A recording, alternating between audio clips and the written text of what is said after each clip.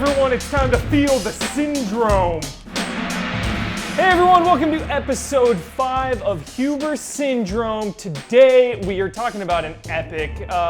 There's a story involved, let's tell it. I love stories, there's actually going to be 2 of them on today's episode, but let's start with this one.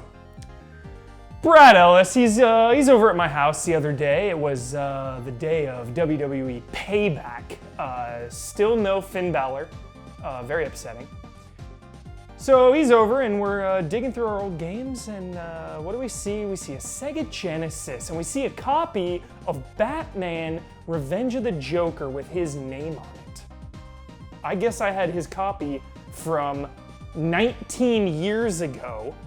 Inadvertently stole his Sega Genesis copy of Batman, and for that I apologize, Sir Ellis, I apologize. But we hooked up the Sega, we started rummaging through games, and where did it culminate? Where does it always culminate with the Sega Genesis? Streets of Rage 2!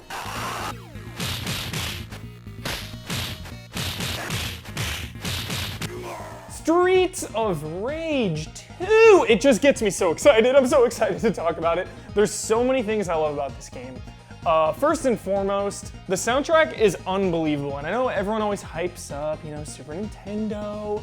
This game looks better, this game sounds better, Sega sound chip sucks, whatever. All I have to say to all you Super Nintendo fanboy Sega Genesis haters, Streets of Rage 2. Listen to it right now.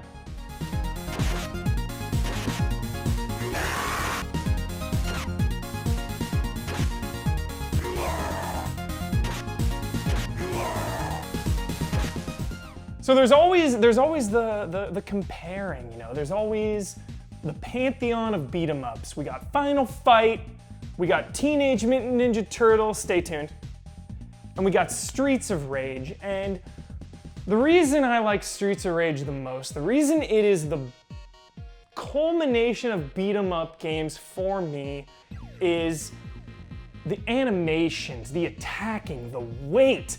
So many times you go through Turtles and you're just hitting them, and you don't really feel the blow. You don't feel Leonardo's sword cutting into the Foot Clan's shoulders, or you don't feel Raphael's size going into Shredder's belly. But you do feel every skull-cracking pipe hit, every cut of the knife, every single suplex slam with Max, and every single hit in Streets of Rage. You feel the game has impact. The characters have weight to them.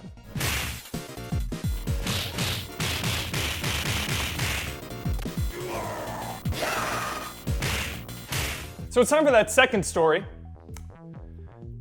There used to be this website called GameTrailers.com. It was a really great site where people were allowed to freely express their passions and their love for video games. It was a heck of a site. Before the site shut down, myself and Don Casanova were cooking up an episode of a show called Level, one of my favorite shows. Again, the history of that show, it was great because as an intern, it was the intern assignment, the level. You could do it all, you could capture some game footage, write about the level and why it's great, get in that critical and analytical thinking, and then cut it all together. I mean, if you're out there, if you're an aspiring video game journalist or blogger, YouTuber, you want to write about video games, try doing a level. They're a great learning exercise. But we had one of Streets of Rage 2 cooking in the wings. Stage 4 to be precise. The context of Sega Stadium with the amusement park Stage 3 in the far background, going all the way to the pitcher's mound, going all the way down to some crazy fight club, fighting Adayachi or whatever his name is. And that stage just has my favorite song in the game. The soundtrack is just so incredible. That one specifically, because stage 3 It's a darker level. Like, everything about that game is so thought out. Stage 3 is dark, and the music kind of sets the tone, you know? It's a little more intense when you go into that really creepy cave, and it's really weird, and, you know, Zaza or whatever comes out and claws you. Then you go to stage 4 and it just comes right back up tempo, just a good old-fashioned baseball brawl.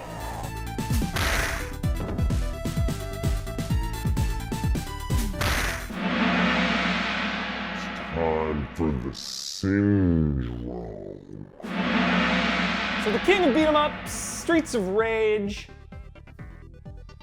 but the king of beat 'em up movies, Teenage Mutant Ninja Turtles. I cannot even get hyped enough for this movie. The building would collapse right now if I wasn't trying to hold in a little bit to just convey my levels of hype for Teenage Mutant Ninja Turtles. As far as I'm concerned, this movie is a hard R rating. It's not PG.